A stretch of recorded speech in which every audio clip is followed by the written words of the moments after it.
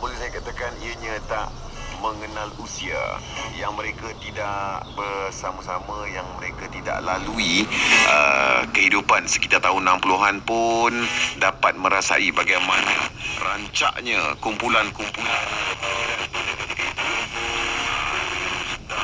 kan kita rancak lah, kumpulan kita rancak dengan fashion, gaya pakaian yang penuh bergaya yang menjadi kegilaan anak muda ketika itu. Wah, bila saya cakap ni mesti teringat ya, dulu pakai baju macam mana, pakai seluar kita orang macam mana, rambut kita orang macam mana, mana sama dengan budak sekarang katanya kan. Jadi memanglah